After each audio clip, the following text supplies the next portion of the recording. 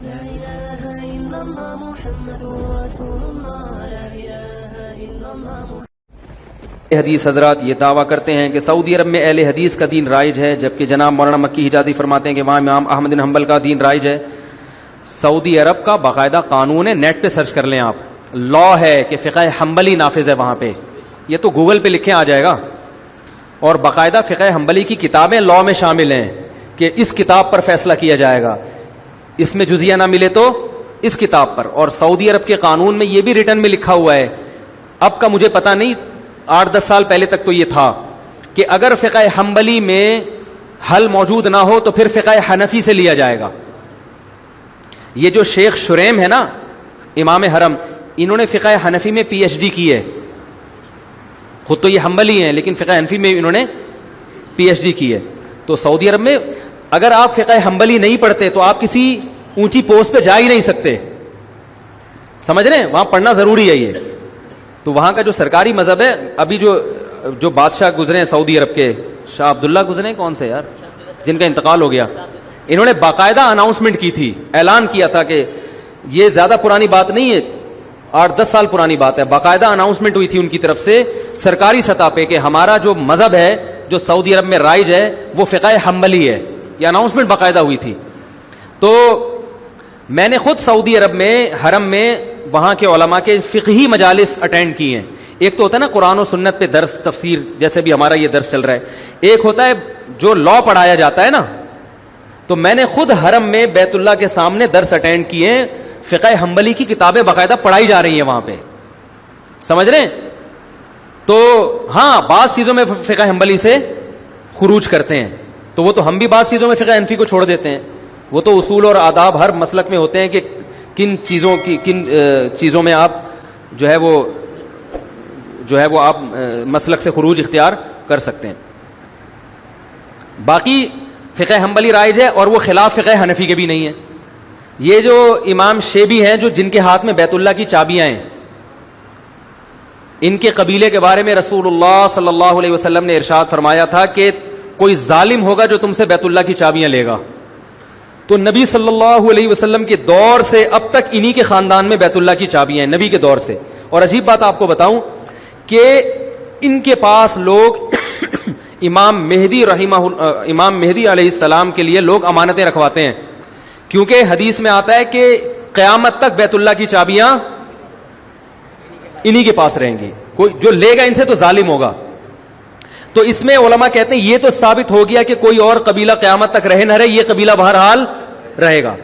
تو اب بہت سے لوگوں نے ماضی میں اس قبیلے کے پاس امانتیں رکھوائی ہیں، پیسے رکھوائے ہیں، زیورات رکھوائے ہیں کہ آپ نے اس وقت تک آپ کے قبیلے نے رہنا ہے جب حضرت مہدی آئیں گے، تو یہ امانتیں آپ ان کے سپرد کر دینا. تو ابھی بھی جن کے ہاتھ میں، اور میرے لیے یہ سعادت کہ میں شو مارنے کا عادی نہیں ہوں، وہ میں نے ویڈیو کلپ بھی نہیں بنایا اس کا، جب مجھے بیت اللہ کا خلاف پیش کیا گیا تھا ان کی طرف سے، تو وہ جنہوں نے پیش کیا انہوں نے کلپ بنا کے یوٹیوب پہ ڈالا، لیکن میں نے اپنے چینل سے ابھی تک وہ ویڈیو کلپ نہیں ڈالا. لیکن اب بات چل پڑی تو بتاتا ہوں، ان کی طرف سے جو بیت اللہ کی چابیاں جن کے پاس ہیں، مجھے الحمدللہ باقاعدہ بیت اللہ کا غلاف ہدیے کے طور پر پیش کیا. اور وہ حنفی ہیں، اس لیے نہیں انہوں نے دیا کہ وہ حنفی، اسلام میں حنفی شافی کی بیس پر پروٹوکول نہیں ہے. میں تو صرف یہ بتانے کے لیے کہ یہ جو پروپیگنڈا کیا جاتا ہے نا کہ سعودی عرب والے وہ مذاہب اربع کو نہیں مانتے، چاروں فقہ کو نہیں مانتے، جو ان فقہ کو فالو کرتے ہیں ان کو غلط سمجھتے ہیں، تو یہ غلط قسم کا پروپیگنڈا ہے. وہ چاروں فقہ کو مانتے ہیں، چاروں فقہ کے فالوورز وہاں پہ بڑی بڑی پوسٹوں پر موجود ہیں. مدینہ یونیورسٹی کے جو ابھی پرنسپل تھے چند سال پہلے تک وہ حنفی تھے. انہوں نے کوئی سعودیہ کی پالیسی کے خلاف کوئی بیان دے دیا تھا جس کی وجہ سے ان کو معزول کر دیا. تو اس بیس پہ نہیں کہ یہ حنفی ہیں، بلکہ اس بیس پر انہوں نے سعودی حکومت کی پالیسی کے خلاف بیان دے دیا تھا. تو وہاں یہ فرق نہیں ہے کہ آپ حنفی ہو یا شافی ہو یا حنفی ہو یا مالکی ہو یا حنبلی. اس سے ان کے ہاں یہ مسائل کہاں ہیں؟ ہمارے ہاں ہیں کہ جو فقہ حنفی کو فالو کر رہا ہے وہ اندھا مقلد ہے، وہ جنت میں نہیں جائے گا. ہم صرف قرآن و حدیث کو مانتے ہیں. یہ وہاں اہل حدیث بھی ہیں اور اچھی پوسٹوں پر ہیں. تو یہ فرقواریت، یہ عذاب یہاں پر ہے. تو اہل حدیث بھی وہاں بڑی اچھی پوسٹوں پر ہیں، لیکن سعودی عرب کا جو سرکاری مذہب ہے وہ بہرحال فقہ حنبلی ہے.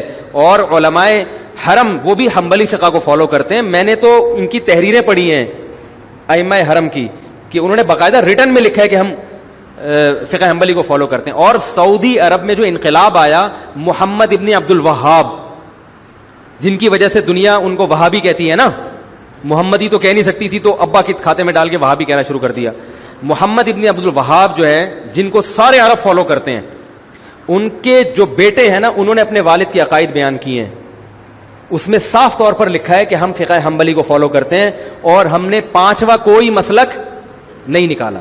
اور محمد ابن عبد الوہاب, میرے پاس یہ سارے تحریر ثبوت کے ساتھ موجود ہیں, چونکہ یہ سوال تو اچانک آ گیا نا, تو ان کے حوالوں کے ساتھ موجود ہیں. ان سے کسی نے سوال پوچھا محمد ابن عبد الوہاب سے حرم میں کہ کیا آپ نے کوئی پانچواں مسلک نکالا ہے؟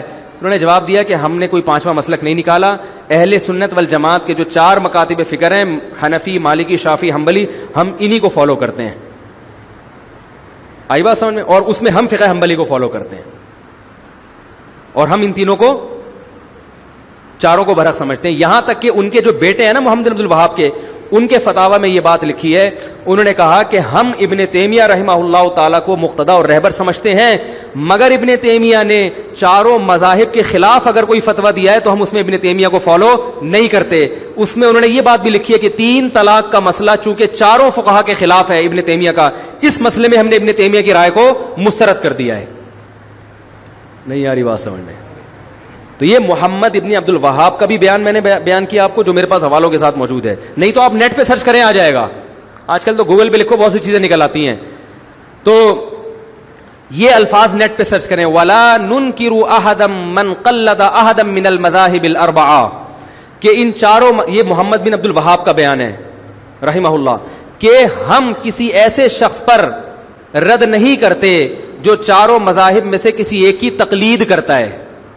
یہ نیٹ پہ گوگل پہ آپ الفاظ لکھ لیں, ٹھیک ہے؟ لا ننکر احدا من قلد احدا من المذاہب الاربعہ, گوگل پہ لکھیں گے, یہ ان کی ورڈنگ انشاءاللہ آ جائے گی.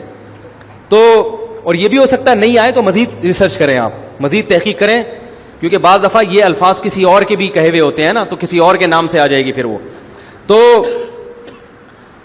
تو محمد بن عبد الوہاب وہ بھی حنبلی تھے, ان کے بیٹے نے تو باقاعدہ کتاب لکھی ہے کہ جو چاروں مذاہب میں سے کسی ایک کی تقلید کرتا ہے, تقلید کے الفاظ ہیں, ہم اس پر رد نہیں کرتے اور ہم فقہ حنبلی کو فالو کرتے ہیں. ابن تیمیہ رحمہ اللہ کو عرب لوگ بہت زیادہ مانتے ہیں, تو انہوں نے کہا ہم ابن تیمیہ کے فالوورز ہیں, لیکن ابن تیمیہ رحمہ اللہ نے چاروں فقہ کے خلاف اگر کوئی بات کی ہے تو ہم اس میں ابن تیمیہ کے قول کو رد کر دیتے ہیں. پھر انہوں نے 3 طلاق کی مثال بھی دی ہے. انہوں نے, سمجھ رہے ہیں کہ نہیں سمجھ رہے؟ یہ ہے. ہاں, لوگ یہ ایک اکثر کہتے ہیں کہ وہ تو قرآن و حدیث کی بات کرتے ہیں. تو بھائی فقہ حنبلی کو فالو کرنا قرآن حدیث کے خلاف نہیں ہے, سمجھ رہے ہیں؟ ایک عرب عالم سے کسی نے پوچھا کہ آپ دلیل کو فالو کیوں نہیں کر رہے, آپ نے جو قانون نافذ کیا ہے کہ فقہ حنبلی پر فتویٰ دیا جائے گا, دلیل کو فالو کیوں نہیں کر رہے؟ تو انہوں نے کہا کہ اس کا مطلب ہے کہ امام احمد بن حنبل نے دلیل کو فالو نہیں کیا تھا. یعنی جب بھائی دلائل تو چاروں نے دلیل کو فالو کیا ہے, لیکن جب ان کے فالو کرنے کے بعد ان کا اختلاف ہوا تو کسی ایک کو تو ترجیح دینی پڑے گی نا. یا تو آپ جج پہ چھوڑ دیں, تو جج میں تو ہر طرح کے لوگ آتے ہیں, وہ کبھی کسی چیز کو ترجیح دے دے گا, کبھی کسی چیز, کبھی اس کا اپنا مفاد بھی ہوگا. تو قانون کے میں ایک دائرہ کار میں لانا پڑتا ہے کسی کو. ہاں, بہت سے سعودی عرب کی عدالت کے فیصلے ہیں جس میں, بہت سے تو نہیں کہوں گا, بعض فیصلوں میں انہوں نے فقہ حنبلی سے خروج کیا ہے, وہ زمانے کے لحاظ سے, ضرورت کے لحاظ سے, تو وہ ہم بھی کرتے ہیں. تو ہم نے بھی بعض فتاوی ایسے ہیں ہمارے مدارس سے دیے جاتے ہیں جس میں فقہ حنفی سے خروج کیا, فقہ حنفی کو اس میں چھوڑا ہے انہوں نے. لیکن بالکل ہم کہتے ہیں آزاد ہو جاؤ, تو پھر قرآن و حدیث کا لیبل لگا کے آپ اگر خود سے ہر آدمی کو تحقیق کی اجازت دیں گے, اور پیچیدہ مسائل میں جن میں علماء کا اختلاف ہے, تو پھر تو یہ فرقواریت اتنی بڑھے گی, ہر آدمی ایک نیا فتویٰ لا رہا ہے. آپ دیکھ لو نا, طلاق کوئی دے کر آئے, ادھر جاؤ تو ادھر سے الگ فتویٰ مل رہا ہے, ادھر جاؤ تو ادھر سے الگ فتویٰ مل رہا ہے. اس کی قرآن حدیث کی تحقیق الگ ہے, اس کی تحقیق غامدی صاحب کے پاس چلے جاؤ گے, وہ بالکل ہی ایک مارکیٹ میں قرآن حدیث کی روشنی میں نئی تحقیق لے کر آ رہے ہوں. آپ کہہ سکتے ہیں کہ ان کی تحقیق غلط ہوتی ہے, لیکن عامی آدمی کو غلط لگتی نہیں ہے. وہ بات ہے عامی آدمی کی, وہ کیا کرے گا, تو اس کو پابند بنانا پڑتا ہے کسی ایک فقہ کا. باقی اہل حدیث حضرات بھی بہت کثرت سے ہیں وہاں پہ, اس کی چند وجوہات ہیں. اس کی وجہ یہ ہے کہ ہمارے حضرت مفتی رشید احمد صاحب رحمہ اللہ تعالی یہ بات فرمایا کرتے تھے, جو اب پتہ نہیں نیٹ پہ کوئی الگ سے ہی مصیبت نہ کھڑی ہو جائے, لیکن اللہ کرے نہ کھڑی ہو, بھائی بات تو غلط نہیں ہے اور اس میں کسی کی میں برائی نہیں کر رہا. ہمارے فرمایا کرتے تھے کہ جو غیر مقلد حضرات ہیں, ایک خرابی ان میں ہے, وہ ٹھیک ہو جائے تو معاملہ بہت سیٹ ہو جائے گا, اور ایک خرابی مقلدین میں ہے جو مذاہب اربعہ کو فالو کرتے ہیں, حنفی شافعی, وہ خرابی ان میں ٹھیک ہو جائے تو یہ بہت اچھے ہو جائیں گے. فرمایا کہ حنفیوں میں جو ہمارے یہاں فقہ رائج ہے, بدعتیوں کی کثرت ہے اور بدعات کی کثرت ہے, اور غیر مقلدین میں کم علمی کی کثرت ہے. ریسرچ آدھی ہوتی ہے لیکن اس کو کل سمجھ رہے ہوتے ہیں. تو یہ دو خرابیاں ختم ہو جائیں, ادھر علم کا لیول تو کیا ہو جائے, بڑھ جائے. کیونکہ جب علم آئے گا نا تو پھر عالم کو پتا ہوتا ہے کہ بھائی اس مسئلے میں یقینی طور پر رائے قائم نہیں کر سکتا. اس میں وہ دوسرے کی رائے کا احترام کرنا سیکھ جائے گا کہ بھائی اس میں یہ قول بھی ہے. بات آ رہی ہے سمجھ میں؟ جیسے فقہائے کرام ایک دوسرے کا احترام کرتے تھے اختلاف کے باوجود کہ بھائی اس میں ان کی بھی دلیل ہے, بالکل اس کو کلعدم نہیں قرار دے سکتے ہم. ہمارے ہاں اہل حدیث حضرات, سب نہیں ہوں گے ایسے, بہت سے اہل حدیث حضرات کیا کرتے ہیں, ان کو جو حدیث مل گئی نا اور ان کی جو سمجھ میں آ رہا ہے اس کا مطلب, وہ سب پہ مسلط کرنا چاہتے ہیں کہ بس یہی ہے, اس کے علاوہ کچھ نہیں ہے, اور پھر دوسرے پر الزام کہ تم غلط کہہ رہے ہو, تم حدیث کے منکر ہو. جب آپ کا علم زیادہ ہوگا نا تو آپ کا ظرف بڑا ہو جائے گا. آپ کہو گے نہیں بھائی اس کے قول کی بھی ایک جہت اور اس کے قول کی بھی ایک دلیل ہے جس کی وجہ سے یہ مسئلہ کیا بن گیا, اختلافی, تو آپ کا ظرف بڑا ہو جائے گا. تو غیر مقلدین جن کو کہا جاتا ہے, جو اہل حدیث حضرات ہیں, ان کا مسئلہ یہ ہے کہ ان میں سے اکثر لوگ علم سے فارغ ہوتے ہیں, چند حدیثیں وہ بھی اردو میں پڑھ کر فتویٰ لگانا شروع کر دیتے ہیں. ان کو اس کی اصلاح کی ضرورت ہے. اور حنفیوں میں بڑی مصیبت یہ ہے کہ ہر بدعت امام ابو حنیفہ کے کھاتے میں, بولو بھائی, ڈالیں گے. بدعات بہت ملیں گی آپ کو, اور یہ دیوبندیوں میں بھی ملیں گی. جب ان سے بولو بھائی اس کی دلیل کیا ہے, تو سب تو ایسے نہیں ہوتے, سب تو ظاہر ہے ہر جگہ اچھے بھی. میں تو چھوٹا منہ بڑی بات ہو جائے گی نا, میں بڑے عالم سے سنی ہے میں نے یہ بات. تو وہ جب دلیل سے بات کرو, بعض لوگوں کی عادت ہم نے یہ دیکھی ہے, تو وہ حضرت دامت جی نے یہ فرمایا, دامت برکاتہ نے یہ فرمایا, حضرت والا نے یہ فرمایا, تو حضرت جی نے فرمایا. تو عامی آدمی یہ کہتا ہوا تو سمجھ میں آتا ہے, لیکن کوئی عالم کو تو چاہیے بھائی آپ تو کم از کم کوئی دلیل پیش کریں نا اس کی. تو بہت ساری بدعتیں رائج ہو چکی ہیں, لیکن پھر وہ فقہ حنفی کے کھاتے میں ڈال دیتے ہیں کہ ہم حنفی فقہ کو فالو کرتے ہیں, اور فقہ حنفی میں ایسے, فقہ حنفی میں حالانکہ وہ ایسا امام حنیفہ نے نہ ایسا کہا ہوتا ہے, نہ ان کی کوئی ایسی رائے ہوتی ہے, نہ ان کے شاگردوں نے, نہ مجتہدین سے کچھ منقول ہوتا ہے. تو ہمارے حضرت فرمایا کرتے تھے کہ تقلید کی جاتی ہے مجتہد کی. اب یہ نہیں کہ جو بات کہہ دے وہ پتھر پہ لکیر بن گئی, آپ نے صرف اس لیے ماننا ہے کہ وہ ہمارے حضرت جی نے کہی ہے, ایسا نہیں ہے. تو مقلدین میں بدعت کی بیماری زیادہ ہے, اور اہل حدیث اکثر بدعات سے بچے ہوئے ہوتے ہیں. اکثر میں نے دیکھا ہے کہ وہ بدعت سے دور ہوتے ہیں, ان میں بہرحال یہ خوبی ہے. تو سعودی عرب میں چونکہ عربوں کا مزاج ہے کہ وہ بدعت کو نہیں مانتے, وہ بدعت سے بہت دور ہیں. تو اہل حدیث حضرات جو سعودی عرب میں اتنے زیادہ ہیں, وہ اس لیے نہیں کہ چاروں مذاہب کو نہیں مانتے, اگر وہ یہ بات کریں گے تو وہ سعودی عرب میں ان کو جگہ نہیں ملے گی. وہ اس لیے کہ خاص طور پر سعودی عرب میں جو اہل حدیث ہیں وہ بدعت سے, بولو بھائی, بہت دور ہیں. تو بدعت سے تو ہم سب کو دور رہنا چاہیے بھائی. بہت ساری چیزیں ہم نے امام حنیفہ کے کھاتے میں ڈال دی ہیں, بہت ساری چیزیں ہم نے فقہ حنفی کے کھاتے میں ڈال دی ہیں, بہت ساری چیزیں ہم نے رسول اللہ صلی اللہ علیہ وسلم کی طرف منسوب کر دی ہیں. عرب اس کا بڑا خیال کرتے ہیں, حدیث صحیح ہونی چاہیے. ہمارے ہاں ایک بڑی مصیبت یہ بھی ہے کہ ہمارے ہاں جو واعظین ہیں دیوبندی حضرات میں یا حنفی حضرات میں, ان میں بھی بہت سے واعظین بیان کے دوران صحیح اور ضعیف حدیث میں فرق نہیں کرتے. واقعات میں اس کا خیال نہیں کیا جاتا یہ مستند ہے بھی کہ نہیں ہے, اس کا سے بھی بڑا امیج دنیا میں خراب جاتا ہے. تو جبکہ اہل حدیث حضرات اس کا اہتمام, جو جہاں تک مجھے معلومات ہے, وہ کرتے ہیں. تو کہ وہ حدیث کی بہرحال کوشش کرتے ہیں کہ صحیح ہو. آگے وہ حدیث سے مطلب جو کشید رہے ہوتے ہیں ان میں میری رائے کے مطابق گڑبڑ کر جاتے ہیں. اور دوسری بات یہ کہ وہ والی حدیث دیکھ رہے ہوتے ہیں, اس کے اپوزٹ دوسری بھی ہوتی ہے, وہ بسا اوقات ان کی نظروں سے اوجھل ہوتی ہے. پھر دوسرا کوئی اصول نہیں ہے. سب سے پہلے تو مسائل استنباط کے کوئی اصول اور ضابطے تو ہو نا. تو اس کی وجہ سے میں تو بہرحال فقہ حنفی ہی کو فالو کرتا ہوں اور اسی کو ترجیح دیتا ہوں, کیونکہ یہ اس کی کیا وجوہات ہیں پھر بیان لمبا ہو جائے گا. لیکن اگر کوئی اہل حدیث بھی ہے, علم مضبوط ہے, تو وہ بھی اہل سنت میں داخل ہے. تو ہر فقہ کی اچھی چیز کو لے لینی چاہیے, بدعت سے اجتناب آپ لیں ان لوگوں سے. اور ہمارے ہاں جو مزار پر, ٹھیک ہے ہمارے ہاں علماء میں نہیں ہے یہ چیزیں, جو اچھے مستند علماء ہیں نا, بڑے علماء, ان میں بدعت نہیں ہے, لیکن کثرت تو ہم جیسے نالائقوں کی ہے نا. عامی آدمی تو وہ تو عام لوگوں کو دیکھے گا نا, وہاں تو سب کچھ چل رہا ہے, لائٹیں بند کر کے اجتماعی ذکر کی محفلیں, پوری تدائی ہوتی ہے, لاؤڈ اسپیکر پہ اعلان ہوتا ہے, 3:05 پہ باقاعدہ ذکر کرایا جائے گا. میں پوچھتا ہوں یہ کہاں سے ثابت ہے بھائی؟ ایک تو ہوتا ہے نا کوئی پیر صاحب اپنے مریدوں کو جمع کر لیں تربیت کے لیے, ان کو ذکر کرواتے ہیں, وہ تو ٹریننگ ہے, چلو جی ذکر کی عادت ڈالنے کی. لیکن لاؤڈ اسپیکر پہ اعلان کر کے کہ خانقاہ میں اتنے منٹ پہ ذکر ہوگا, وہ تمام حضرات محلے والے بھی آ رہے ہیں اس میں, تو یہ اجتماع تو بدعت ہے بھائی, اس کا کہاں سے ثبوت ہے؟ تو یہ بہت ساری اس قسم کی اور بھی چیزیں ہیں.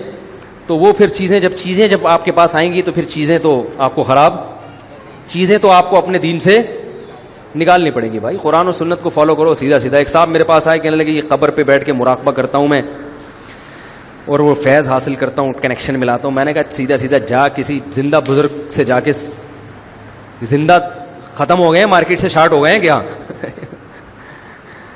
کیوں بیٹھا ہوا ہے قبر پہ بھائی, تو مراقبہ کر رہا ہے, جا کے پتہ نہیں وہ قبر سے کنیکشن بحال کر رہے ہیں, وہاں سے کہہ رہے ہیں میں وہاں سے روحانی کچھ چیزیں حاصل کر رہا ہوں.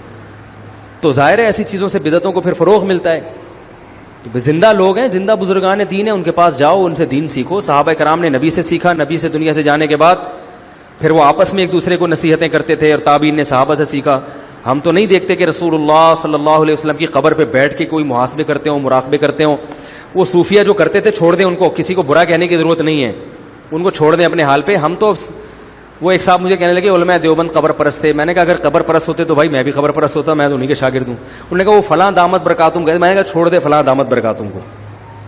اس طرح اگر لوگوں کی سوانے نکال کے ان کے عیب تلاش کرو گے تو دنیا میں کوئی بھی, بولو بھائی, نہیں بچے گا. بہت سے لوگ اچھا کام کر رہے ہوتے ہیں, ایک دو کام ان سے ایسے بھی ہو جاتے ہیں جس سے معاشرے میں نقصان ہوتا ہے. تو اب یہ نہیں کہ ان کی اتنی سی چیز کو نکال کے, بھائی اس کو ہم فالو کر رہے ہیں کہ نہیں کر رہے, نہیں کر رہے تو چھوڑ دو, مٹی ڈالو اس پہ. ہمارے جتنے اکابر ہیں بزرگان دین, ان کی قبریں ایک بالش سے زیادہ اونچی نہیں ہیں, سب کی قبریں کچی ہیں. تو ہم قبر پرست کیسے ہو گئے بھائی؟ کہہ رہے نہیں قبر پہ جا کے محاسبے کرتے ہیں, مراقبے کرتے ہیں. میں نے کہا ہمیں دیکھا کبھی جاتے ہوئے قبر پہ؟ ہم تو مسجد میں آتے ہیں, نماز پڑھتے ہیں. قبر پہ میت کی مغفرت کے لیے دعا کر لیں جا کے تو ایک الگ بات ہے, ویسے تو نہیں. امام بخاری کی قبر پہ میں گیا, میں نے تو وہاں ہاتھ اٹھا کے بھی دعا نہیں کی. حالانکہ قبر پہ ہاتھ اٹھا کے دعا کرنے کی بھی گنجائش ہے کہ اگر شرک کا پہلو نہ نکل, لیکن اس لیے کہ کوئی اس کو ذریعہ نہ بنا لے. اور وہاں پہ میں بیٹھا بھی نہیں, بس قبر پہ دیکھا, وہ تو جائز ہے, اس میں تو کوئی حرج نہیں ہے. ان کے لیے بھی دعا کی, اپنے لیے بھی کہ اللہ ان کو اور ترقی دے, اور نکل لیا وہاں سے پتلی.